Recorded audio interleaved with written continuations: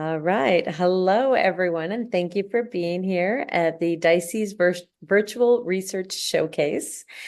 We are really excited to welcome some of our DISES members who presented at the conference in Panama to share some of their work so that if you weren't able to make it to Panama, you'll still be able to be here with us and get a little taste of what some of our conference presentations were like. So today I'm going to give this welcome, and then we will have our panelists and presentations, and we'll move into breakout groups and share out, and then we'll talk about what the next steps are within DISES. So just to kind of allow ourselves to think about why we're here today, I like to remind everyone of what DISES is all about. So DISES is the Division for International Special Education and Services. It is a division of the council, within the Council for Exceptional Children.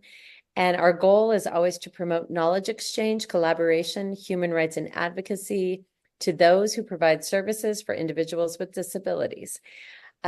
We promote international communication, collaboration, and progress in education and services for children who have disabilities and/or gifts and talents across the world.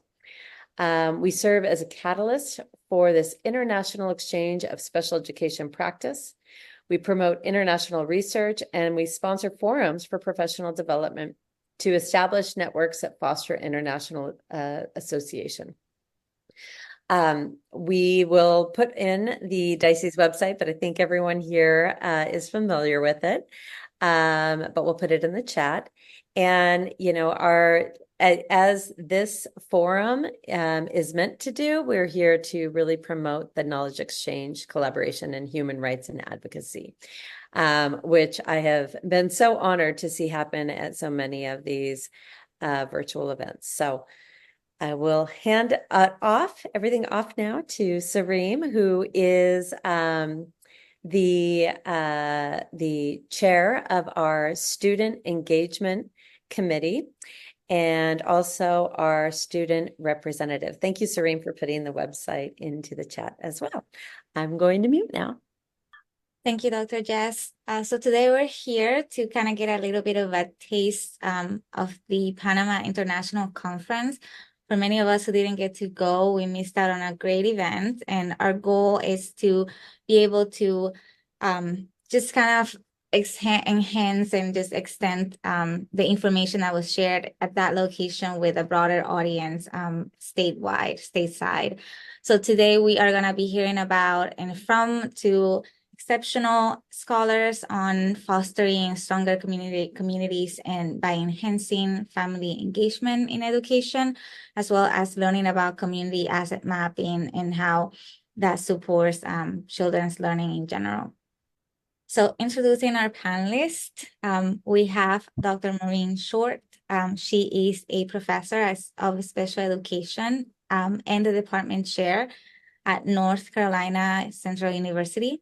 She is a thought leader and a content expert in education, behavior disorders, and special education.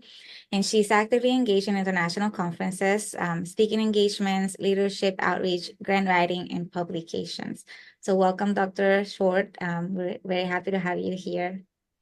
We also have Tessa Nelson-Neigum. I hope I'm not butchering your last name. She is a doctoral student at the University of Wisconsin-Madison, pursuing a Ph.D. in psychology, I believe, special education, and the Rehabilitation Psychology Department. She is committed to improving educational access and outcomes in international and rural communities. Her research interests are focusing on teacher preparation, family school partnerships, and reducing disability stigma and discrimination. Welcome, Tessa. And without further ado, we are going to dive into our topics. Dr. Maureen Short is going to kick us off by letting us know and sharing with us information about her wonderful presentation during the Panama Conference on fostering stronger communities and to enhance family engagement. We have a brief abstract of the information on screen, and I'm just going to read through that for those of us who need the description. This is a presentation aimed to explore the critical role of family engagement in education and the proposed effective strategies to cultivate a collaborative partnership between schools and families. In today's diverse educational landscape, fostering positive family-school relationships is essential for students' success and well-being. Recognizing that family involvement is a key factor in academic achievement and overall well-being, the presentation seeks to highlight effective strategies for fostering meaningful partnerships between schools and families. The session delved into the numerous benefits of strong family-school connections and provided practical insights for educators and administrators seeking to enhance family engagement. So this was one of the pieces that made it to the Panama conference, and it was a great just sideway to how we can do the same thing here in the United States. So Dr. Short is going to talk to us about that. Tessa will be sharing with us about the importance of community asset mapping, which she has done some literature review and work on.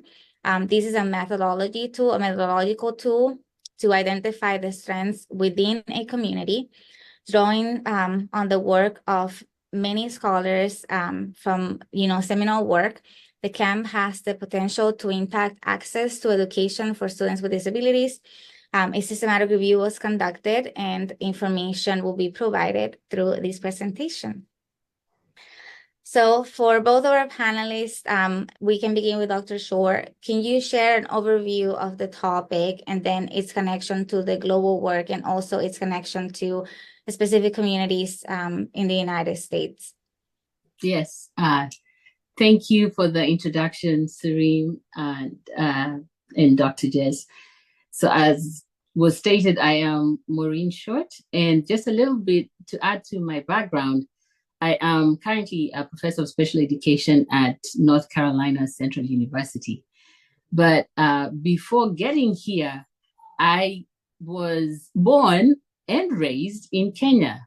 So I bring that cultural diversity and background with me. And it does have an influence on some of the practices that I engage in, whether as a professor or, as a mother, which is another additional lens that I bring to the discussion. So my topic on the fostering engagement and stronger communities, fostering that family engagement in the schools is informed by multiple lenses through which I see this. As I said, I am a mother, I have been a student, and then I'm also, I have been an educator, and I'm now a teacher educator.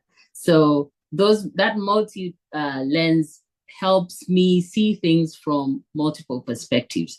But even with that, I am in no way, shape, or form an expert on the matter.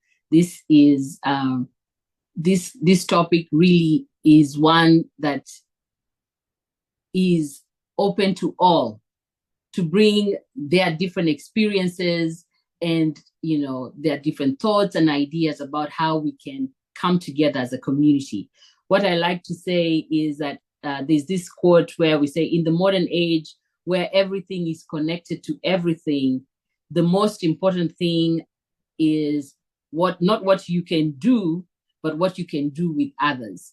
So it's not about an individual or a solo journey. It's one where we have to come together as a group. And education in itself is a shared responsibility where it involves, not only the teachers and the students, but as the families as well as the communities in which those individuals are raised. The family, the teachers, the community, they're all critical in the academic as well as the social functioning of the children.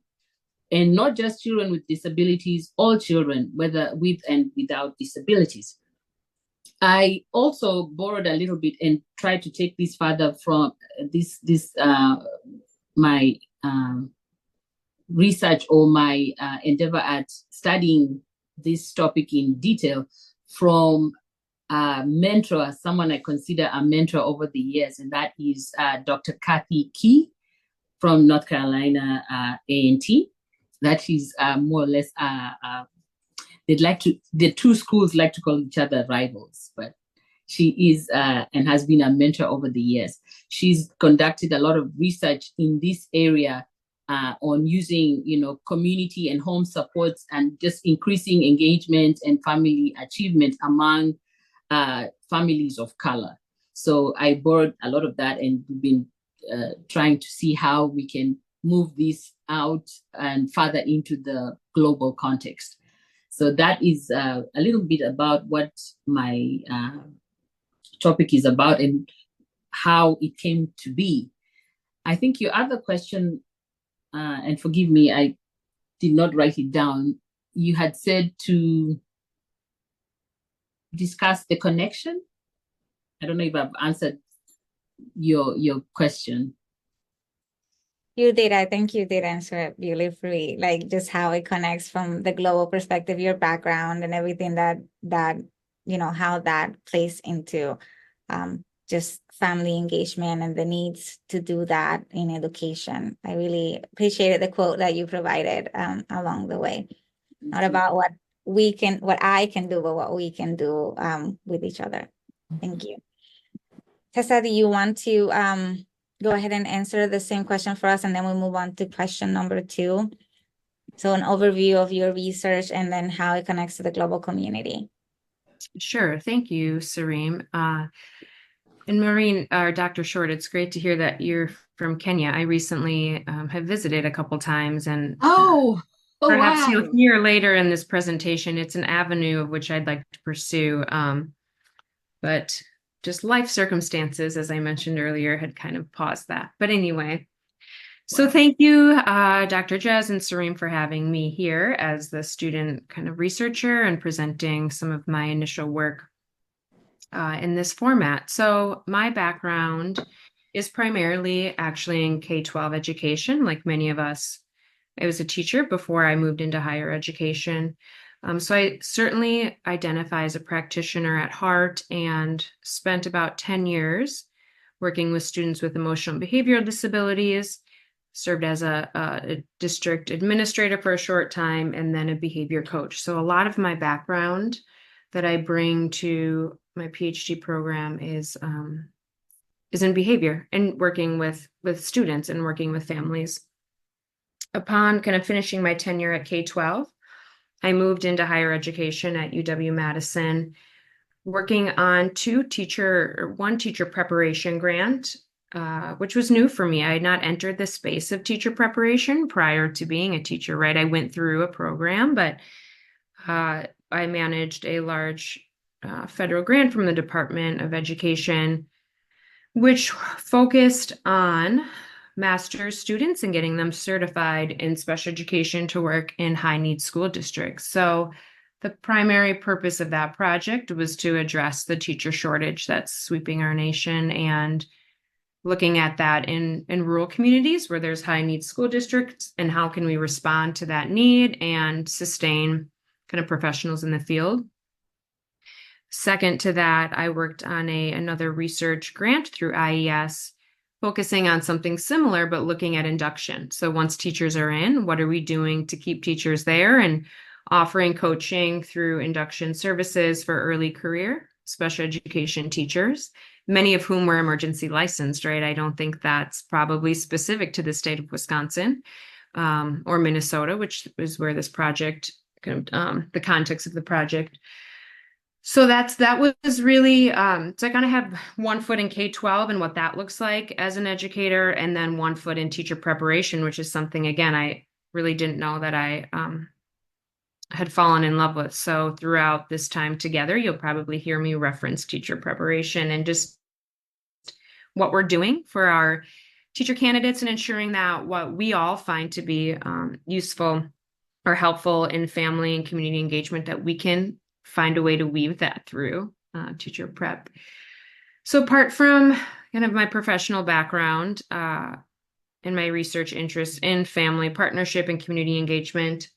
I think I will offer a little personal introduction just to keep this maybe humanize sometimes the space that we're in professionally. And I always feel like we talk so well about our professional lives and then not personally. So similar to Dr. Short, I'm also a mother. I have 5 children, 14 down to 11 days, and one of my sons is neurodivergent. So I very quickly put on this hat of being a parent in the school system. And despite what level of expertise I think I may have, this shift to being a parent felt very uncomfortable for me. And I come with a lot of capital and agency and advocacy skills. And I thought, if I feel that with all of the skill sets and privilege that I have, how are our parents of marginalized backgrounds feeling about the partnerships that are occurring, and how can we support those partnerships?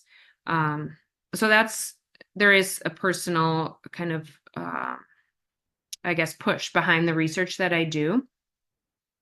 And I had mentioned rural, so I'm primarily work in rural districts. I think there are disparities that sometimes go unnoticed in rural communities because they're under researched and under kind of explored. And the disparities can look similar to that in an urban district, but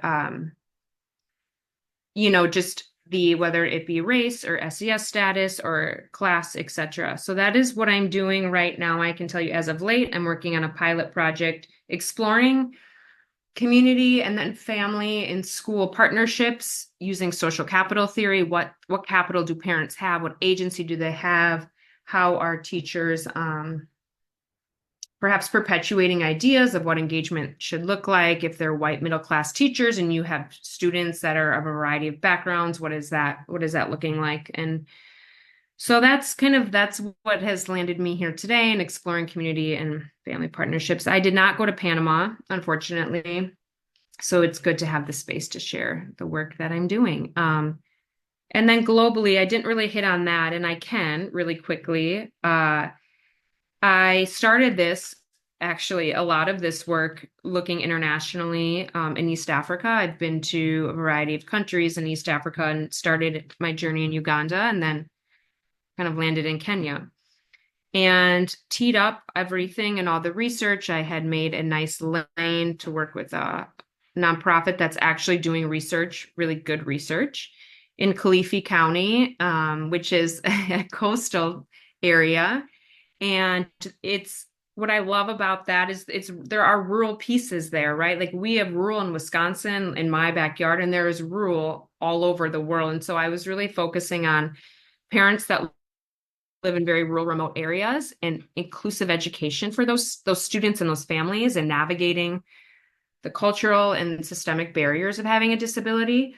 So I've not let go of that, and I've kind of teed up that research opportunity, but again, just because of life circumstances, I've paused it. However, doing all of that research here, and I think that that's really good to learn what I can through my research here in Wisconsin, and then eventually kind of take that track back to Kenya and work alongside the folks that are doing the work there. So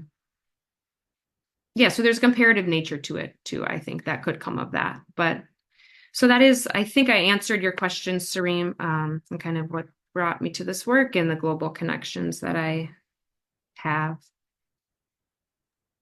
Thank you, Tessa.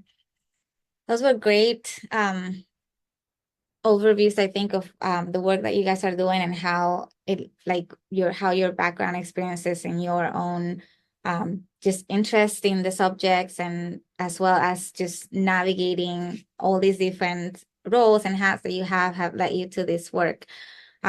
Next question talks about more of your hopes and dreams for the work. So I think, Tessa, you kind of touched a little bit on how somehow how it's been escalating, how it's been brought in from your experience in the classroom to how that translated into what you're doing in your doctoral program, and how you're seeing the broader picture of from being in the classroom to teaching other teachers, to retaining other teachers. So what are the hopes and dreams that you have in relation to the improvement of this topic and how it can impact whether it is, your local rural community or the broader rural areas across the world. Sure. So I can specifically talk, I think there's kind of two lanes I could go. My presentation and what the specific practice of community asset mapping, I'd like to touch on that a little bit because it was advertised and it's something I dove really deeply into through actually my qualifying exam. I did a extensive literature review on community asset mapping. So I will start there and maybe just talk about like my hopes and dreams for what community asset mapping could offer school and community partnership, if that makes sense. And then maybe shift over to that teacher preparation side of things a little bit too. So I think for community asset mapping, which community asset mapping is really just looking at the gifts, the resources, the talents, the good of a community and through kind of a ground up grass level approach versus a top down, having government or large agencies or outside stakeholders come into the community to determine what's an asset, what's good, what's not. So it gives, again, this like agency and advocacy to the members or the neighborhood that is, surrounding a group of people. I think my hopes and dreams are what community asset mapping could be really good for in the way of connecting communities to schools is giving, again, agency to community members to look and see what they identify, whether it be students with disabilities, parents, other community stakeholders, give them an opportunity to identify what's really good and what is an asset in their community. And that is something that they get to determine, not us as outsiders to say, there's an empty parking lot. That looks like a place you could build a building, where they may say, that empty parking lot is where all the neighborhood kids gather every single night to play kickball. Like and so giving them the opportunity to really see the good in their community, particularly if it's a low income area. And with that, I think if there's a feeling of power from within, not power from outside, it will allow parents to have more capital to then advocate within the school system to say, okay, I see my place in this community and I feel like I have capital or agency to advocate for what's best for my child inside the school. And to even look at the school as an asset or not an asset. So I think my first hope would be that community asset mapping offers agency. I think another perhaps outcome of community asset mapping, something that could be good, is actually the gaps that it can identify. Like maybe all the students or parents say the school is an asset and that kids hang out there after school, they have clubs, they have this, they have that, but maybe for students or parents with disabilities, it's not an asset. Like the clubs aren't accessible, or there is stigma around,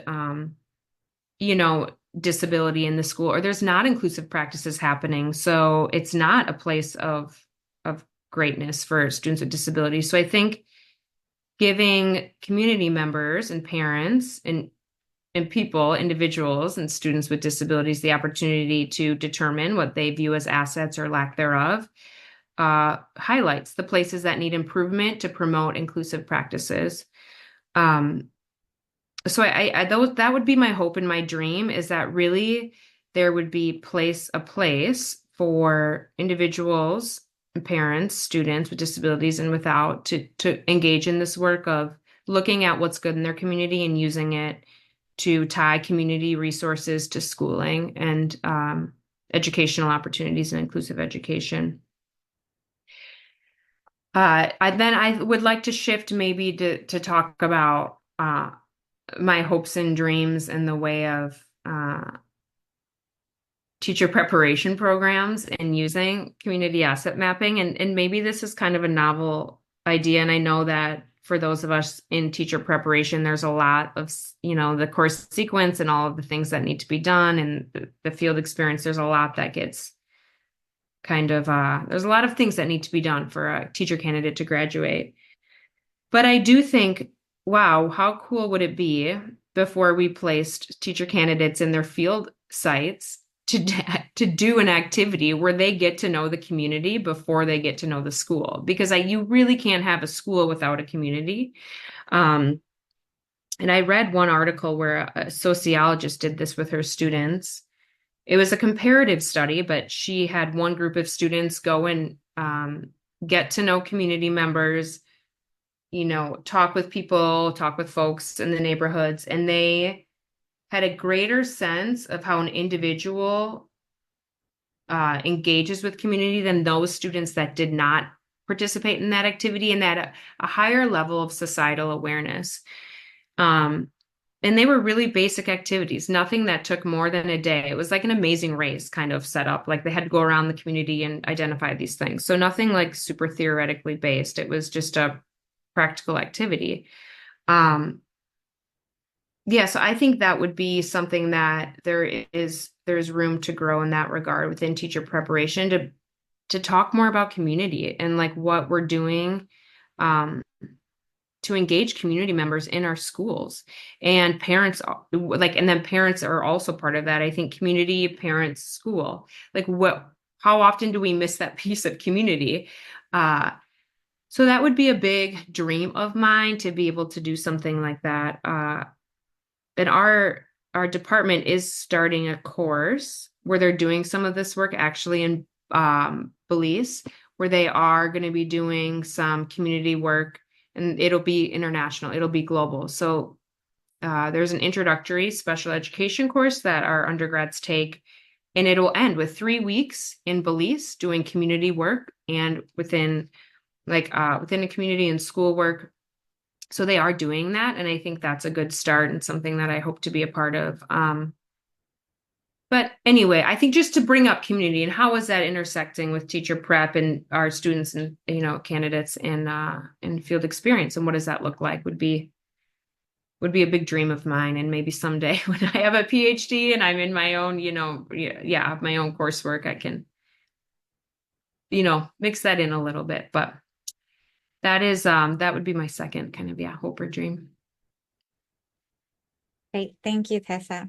Dr. Short, same question. What are your hopes and dreams for this work, and specific to your topic, this fostering of engagement within families and schools? Mm-hmm.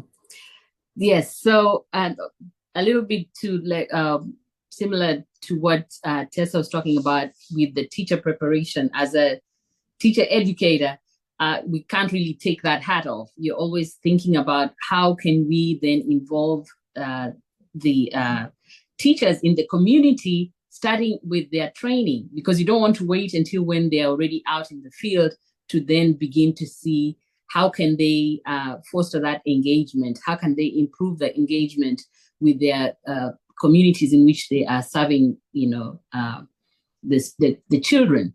So my hope is that for those historically underserved, marginalized communities, to see that we engage them better, that they become more engaged in their schools. And for that to happen, we need to begin to see those opportunities already initiated at the training level, so that it's not a novel idea for a teacher to conduct a home visit. It's no longer going to be a novel idea for that teacher when they're out in the community to say, let's work together in this particular community to come up with a baseball game or some other game so that we can bring families together. We want to find ways where it's no longer a novel idea for the parents or for schools to hold parent night, but have them bring the little ones and have childcare available for the kids, so that when they're not having a problem with, oh, I cannot make it to a parent-teacher night because I don't have any childcare. So we want to have these events, occur right from training, so that we are inviting parents. We are making them sit, inviting them to the table to be part of that partnership, and not talking at them or telling them how and what they need to be doing. That's my hope, that as we continue to explore these, different ways and ideas to engage with families, that we form partnerships, because that's what it is. It is a partnership. It's not, the schools are not the all-knowing body, and then the parents have, come in and are told what to do. We want it to be a seamless kind of community. It's not about one group telling the other what to do. That's my hope. And it is also something that I feel is already being realized when you think about how most of us are parents and educators at the same time. We are engaged in the school. So we really don't separate and say, oh, I'm a parent on one hand, and then I shut that off when I'm in the school, my kid's school, and now take that hat off and shift to just being, a parent on this other hand. So I think it is a dream, but it is one that I already see being realized in different ways. We just need to continue to have conversations and come together to find ways to strengthen those partnerships. Thank you, Dr. Schwartz. Do either of you have any additional thoughts or questions or comments that you would like to share about these two topics that are very much intertwined from what I'm hearing? One showcases a tool that can support this ability of highlighting and enhancing practices of strength-based or person-first, in this case, community-first, assets, as Tessa mentioned. And the other one talks about the same, the idea of making sure that every family is engaged from the get-go, and teachers and professors and individuals are familiar with that by enhancing our practices as we raise that generation of pre-service teachers that are going to go into the field to do that. So do you guys have any thoughts, additional thoughts and final thoughts before we break into groups, if we are actually breaking into groups? So Dr. Jess, are we ready to break into our breakout rooms? I'm wondering if maybe we just, because we are a small group, we can just stay together. But there were some things that you were saying that I would love to pose to the group, because I think it's really that it's so important. And one of the first ones being around the idea of power. And the power within, like ourselves, but also within the community. And so in our breakout groups, usually what we're doing is we're trying to find out from everyone who joins the call or the event where they're seeing power, or where they're seeing different topics show up for them. And so I'm wondering if I know Tessa's the one that brought it up, but maybe what we can do is as a group, even think about where power and capital, as you were saying, assets and everything really show up, and the impact that it has. Maybe some of the shifts in power come from some of the barriers that are in place to this kind of the engagement with in communities and schools. And some of those have to do with historical.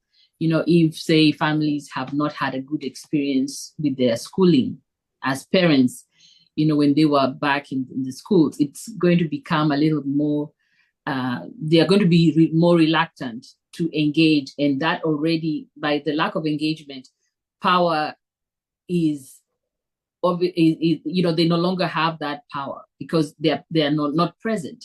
So whatever was theirs to decide is now taken over because of not being there.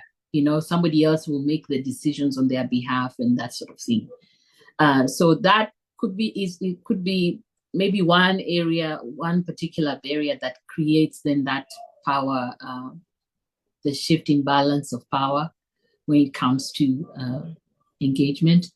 And then also just historically, if we're talking about the lack of opportunities over time for some of these communities, like the communities in the rural areas, where there's lack of resources, funding, and teachers who stay where because we're talking about teachers in the rural areas having a very high turnover. Maybe you have somebody posted there and they'll last a semester, maybe a year, and they leave. So with that, then you're looking at a ripple effect on achievement of the students, and you name it, and other people also wanting to now leave the area, and you have this just a cycle that is very difficult to break. So when that happens, then these are communities that you find they are not powerless, but when there's that so many disadvantages that just keep snowballing, you see that shift then in the power, and it's not there. But as Tessa was saying, I really admire that we are continuing to always, and to see researchers and educators, everybody trying to find ways to support those communities, the rural communities. I also have a federal grant that is on a teacher prep grant that I am using to focus on teachers in the rural areas. So we want to train the purpose of the grant is to train teachers in their communities, because I'm not trying to have people come over to Durham, which is more or less, it's a metro area, but not as big as you'd say New York or whatever, but still, it's not considered a rural area. So that those teachers, if they continue their training and are comfortable in their community, they will stay there, as opposed to uprooting them to come have the training and then go back there. We hope that over time that is something that will help at least change one dynamic, which is to retain the teachers in the communities once they're trained. Mm.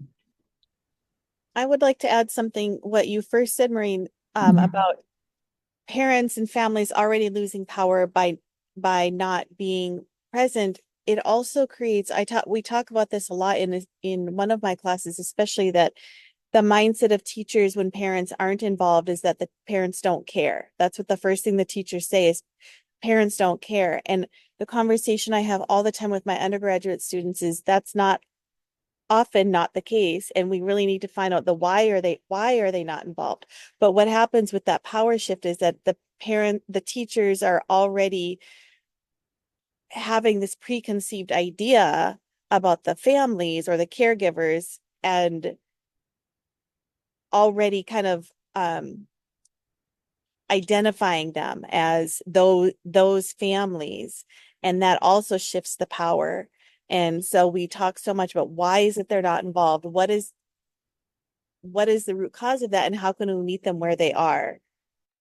And I really appreciate that you offered that, Dr. Ward.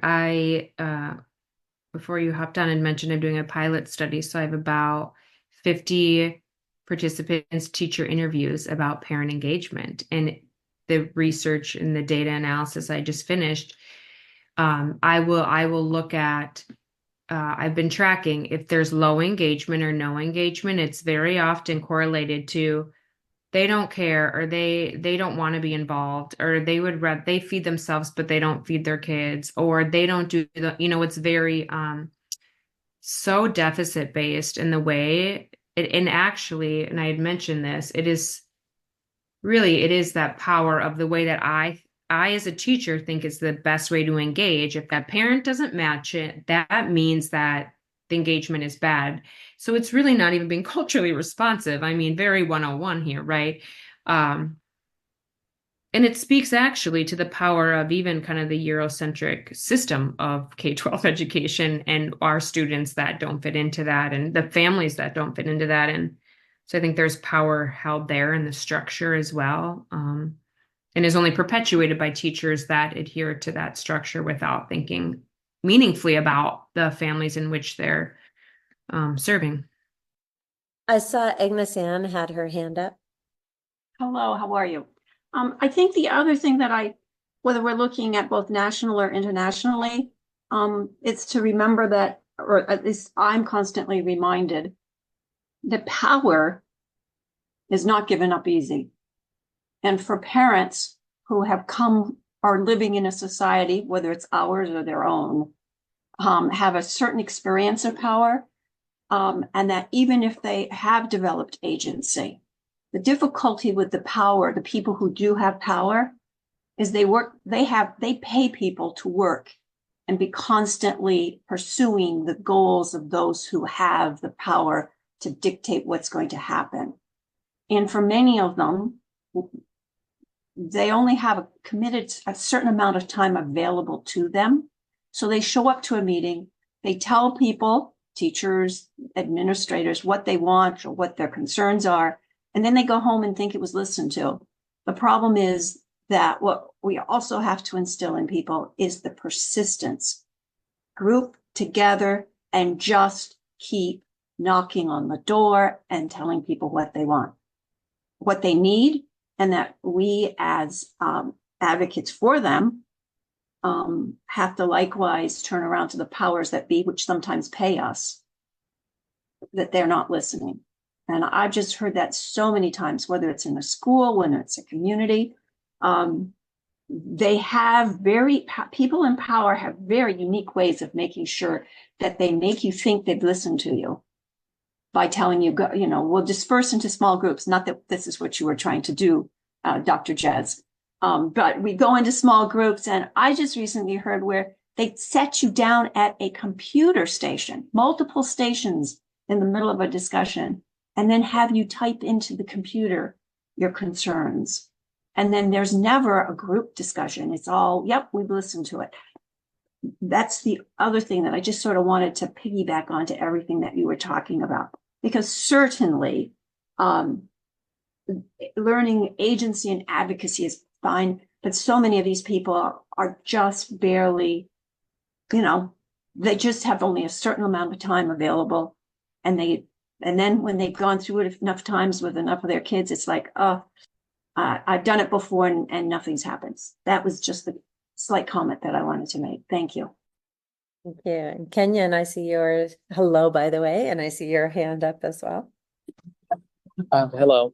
One of the things that I also want to delve in a little bit deeper is when we're talking about individuals, whether locally or whether internationally, the term power automatically for the individuals who are in the minority, there's a sense of helplessness. There's a sense of learned helplessness when you hear the word power, and when you feel that you are definitely on the opposing side of that power. And so one of the things that I use is, in conversating with families and communities and even colleagues is like, we're change agents. We have the capability, to have the capacity to make this change. Yes, one or two of us are great, but the more of us that there are, we can address the things that we're seeing. And I think that's also how we have to really look at it when we're talking about it, not just localized, but also internationally. But you also have to consider the fact that those individuals who have been experiencing powerlessness, when they hear power, they're already, in a sense, there's a submission to it. They feel as though, hey, I only can get this far, when that's not the case. Hey, you can get with this person, and you guys can facilitate and have a conversation about, these are the things that we're seeing. These are our problems that we want lifted up. These are the changes that we want to make, but also not just focusing on the word power, because I know, and I've experienced that puts people in this defeatist mindset and headspace as well. Thank you. That's very true. I like to kind of follow up with what you said about the fact that we can change things and things are changing. By connecting back to two things that I heard Dr. Short and Tessa share. And one of them was about the idea of starting early, starting in the training programs, starting doing the teacher preparation. Like Dr. Short talked about, the idea that if I train and prepare and get a student who's going to be teacher ready to know what, family engagement looks like, then the novelty goes away. You normalize the idea that it is okay to go to someone's home. It is okay to say, hey, we need to have childcare because this particular community will not be able to engage, not because they don't want to, but because they have to take care of their kids. They have to work, they have to do these things. So those systems change, thinking about, what can I do so that the next generation that's going to go out into the school system and teach and engage in these communities. That was, I think, a great example of like changes that can be made, at the professional level, but also like that empowerment that we can have. And then the follow-up comment to that was Tessa's idea of, flipping things upside down and going from a bottom-up perspective to let the individuals identify the assets that they bring to the table. And that goes back to that cultural humility, that goes back to this idea of, considering that the person holds the expertise of something, about their students, about their cultures, about their identities and where they come from and what the strengths are versus someone else saying that, being an international, being an immigrant, like Dr. Shore and I are, all of a sudden puts you at a deficit when that is not the case. You bring a different perspective to the picture. So I kind of wanted to circle back to those thoughts because we had these two kind of questions for our group discussion about how do we foster community family engagement, and how can we use the CAM tool and source to improve that community access. Just wanted to give those two and put it out on the floor to see if there were any other ideas and examples.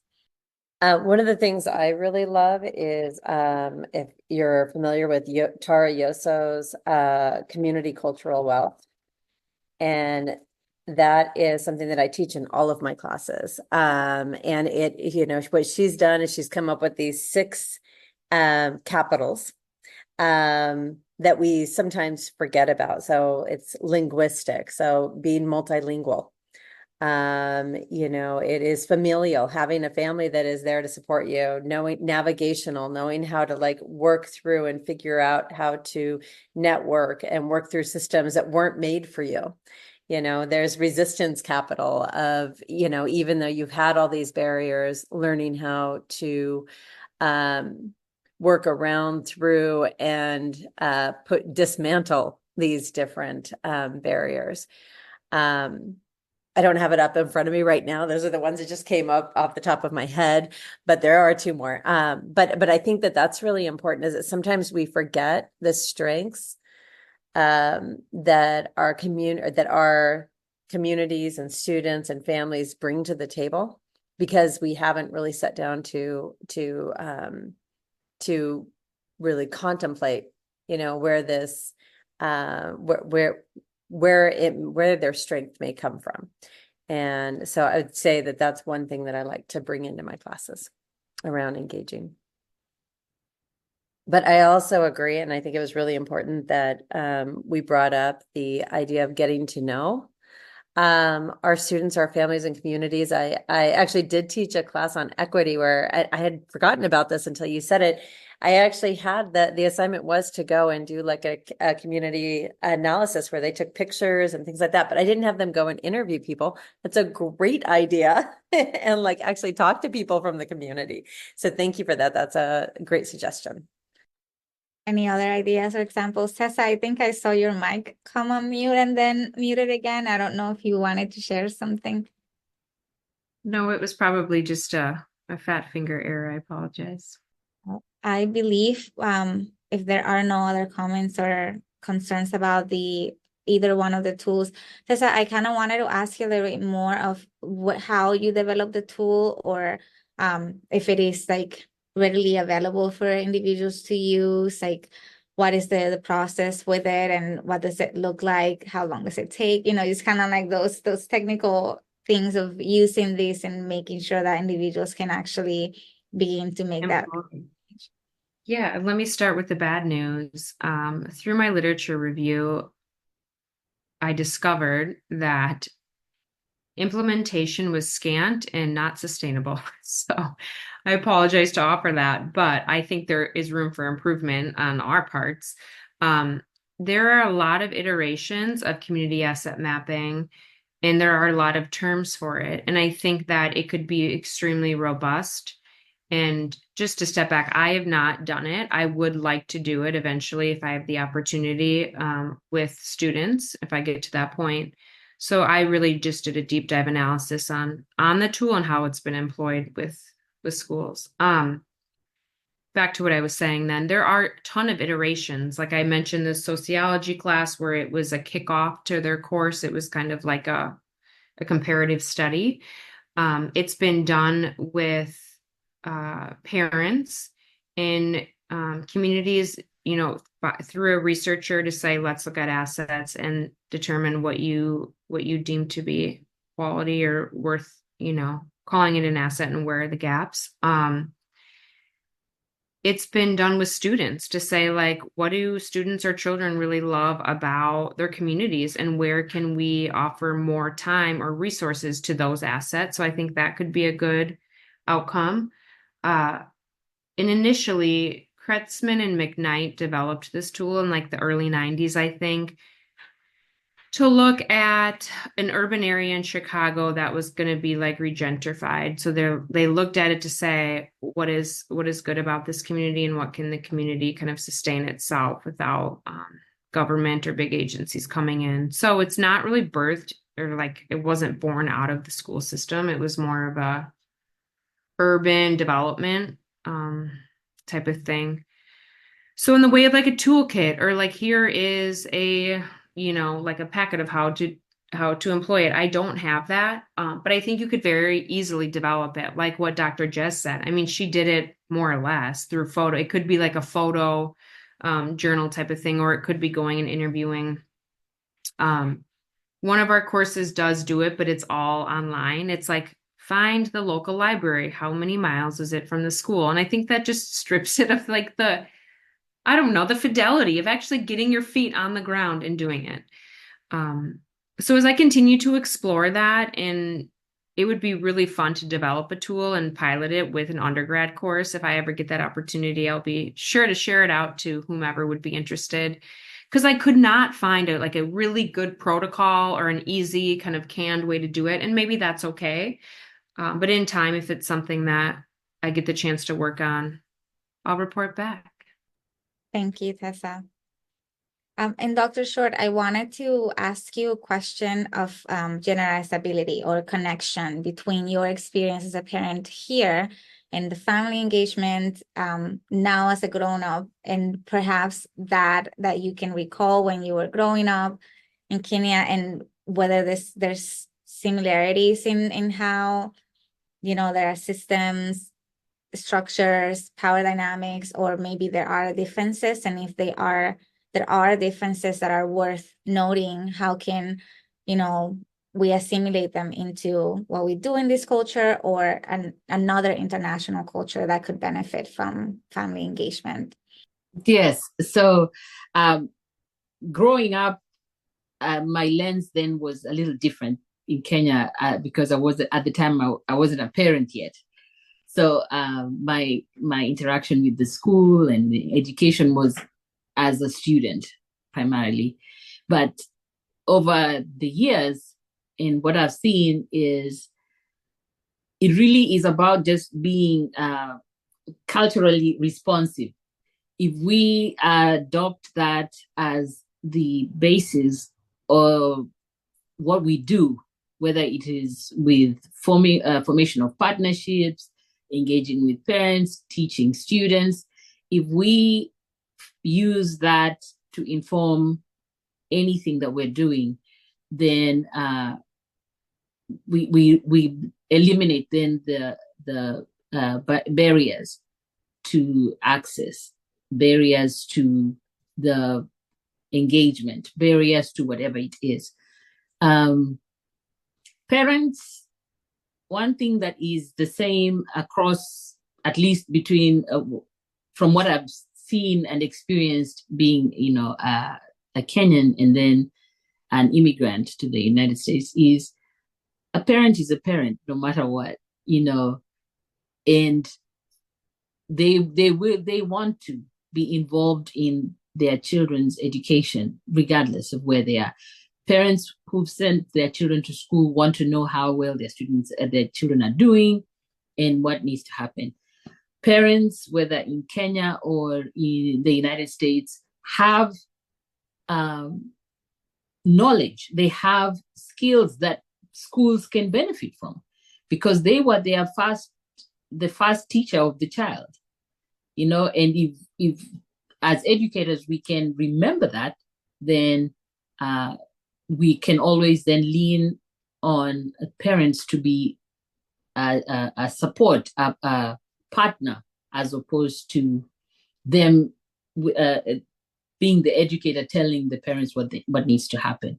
So what has changed over time, or at least what I see as similarities between parenting and family engagement in Kenya as well as in the United States, is really pretty much the same thing. We have parents who want to be involved, parents who want to be part of whatever, the decision making for their children. And then the same barriers experienced here are the same in Kenya as well, in terms of time. If a parent doesn't have time because they are working, they have other children, younger children, and therefore are not able to participate in the way that a teacher wants to see them participate, or the way in which the educators feel they should be participating. We're talking about also the lack of resources. With Kenya, we have more or less the schools, we have several boarding schools where, the kids and the community schools have children from as far away as 100 and over 100, miles. So the students are staying within the school.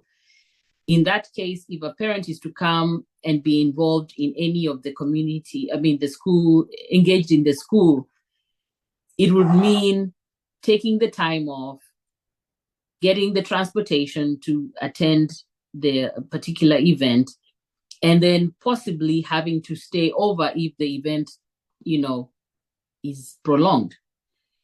So all that has to do, that's the one dynamic that may be different between the United States and in Kenya, in that if you're talking about the children going to school in an area that is remote or away from home, then the parents have to, put that into their plan as they think about how to engage with the school. But otherwise, in terms of other barriers, they are pretty much similar. Thank you, Dr. Short. Mm-hmm. So one of the things that we try to do for each one of these events is create an information brief after the event has ended, where we have a link to the recording, we summarize the recording, and each one of our panelists actually provide different resources that relate to the topic that they shared on. And so that will be coming out as soon as we finish writing it, which will be, of course, after today. And you can find all of those on our website, our DISES website. And I'm just going to go to I'll put it in here in the chat. Here is the link to everyone. There we go. Here is the link to our all of our different information briefs that have gone on, or that we have had over the years since we've been doing these virtual events. I also wanted to encourage people to join DISES. You can follow us on our social media. We're also going to be having our elections coming up in the fall, so you could actually become part of the board. Then there's also subcommittees that really do the work that honors DISES. So, right now, I know Maureen is on a few of the committees. She's on the Kenya conference planning team. Yay. So Tessa, you can come. We'll be having our conference July 1st through the 4th in Kenya. So if you wanted to do something with us in that way, that would be one way to get there. And I believe Kenyon's going to be there too. He was in Panama. And we also have other committees, and like even this virtual event is put on by a committee. And this was actually a collaboration of two committees, the Student Engagement Committee and the Virtual Event Planning Committee, to make today come together. But this is a really great way for you to, if you're looking for scholarship and writing, it's a nice way to collaboratively write with people, to think about what topics you want to hear about around international special education and services. If you know some amazing speakers. One of the reasons I was so excited to have Maureen here was also because she's helping prepare us for this conference in a year, with even, giving us some insight about Kenya and the differences. And so it is really exciting to see how all of these different pieces come together. Saurym, do you want to talk about the mentorship program that the Student Engagement Committee has been working on? Yeah, so we're seeking mentors and mentees. We are looking as a DISES organization to be able to support our international and national student members that are interested in international work or that are here in the United States as international students and need to learn how to navigate just doctoral programs in general. I'm sure Tessa can speak into how different that is from just stepping into your regular professional roles into what doctoral programs here and the expectations of each doctoral program, and each of you that have already graduated and are in academia can be excellent sources of support to those students that perhaps are not getting the mentorship that they need in their academic surrounding, or that can also enhance the lens that they're getting from their perspective. Maybe they are in an urban area, rural area, and they don't know anything else. So we're looking for mentors, and we're looking to pair them up with a mentee that has identified themselves as wanting that extra support. Also to know things like what Dr. Jess mentioned, how to get involved, how to, maneuver and organize their schedules to be involved, to start networking and supporting larger communities, and not just focusing on their programs. So I am sharing the... Oh, I just put the link in the chat. Oh, so perfect. You had it right there too. Okay, perfect. Thank you. So We're sharing the link to the mentor survey. If you get a chance, just please fill it out, and then we will get in contact with you and follow up on who could be. And these can be a student, a doctor student paired with another student, as well as adult, a professional doctor, professor in the field, early career or full professorship, whatever you're at in your journey, and pair you up with a student as well. So it doesn't really matter. You just need to let us know what your preference is, what you would like to do, and then we will find an appropriate match for you. fantastic. We also have our sip and chat. The next one is going to be October 12th. The big difference between the sip and chats and the virtual events is that the virtual events are the members get to access these for free, and then non-DISES members or CEC members actually need to pay to join. The sip and chats though are free, and they're very they're usually have some sort of topic, but are rather informal, where people can get together and just chat. So the registration QR code is right there, and so please feel free to join. It'll be on October 12th, 10 to 11. And we are just, if you know anyone who might be interested in DISES as well, then that's a really great place to just learn more about the organization. All right. And I think the next slide is actually just showing you about the info briefs. As I mentioned, this is a good way to just kind of see what's going on, and then also share some of this. And then the final piece is we would love your feedback. This allows us to figure out what what topics we should cover, if you have any speakers that you think we should know about, and just kind of help guide us in creating these webinars, workshops, virtual events, all of that. So we would really appreciate you giving us any feedback. So Jen, you're as vice president, did you have anything else that you would like to mention that I may have forgotten? I don't think so. I can't remember if you mentioned this. The call for proposals will be coming out soon for Kenya. Yes, You may have said that, and I did not, and so Okay. that's perfect. So keep an eye out for that if you're interested in attending, and there'll be different strands that we're looking for. So keep an eye out for that coming out soon. And one of the discussions, just a little side thing that we have had as we were putting together the call for proposals was, sometimes somebody may be like, oh, I don't know if my conference paper or my topic really fits into this. Feel free to reach out to us if you have any questions. And our conference, we go through, we evaluate the conference proposals, but we also want to see you grow and be successful as a scholar and as an educator, as a parent, as a community member. And so if you want support on that, then we're here, and we've got lots of people who would love to help out. On behalf of DISES, I just want to say thank you so much to Saurym for putting this on, to Maureen and Tessa for joining us, and for everyone who joined in the conversation. As I mentioned before, it really is our community that makes DISES a really powerful organization. So I thank you. Thank you, everyone. Thank you so much for hosting. Thank you. both.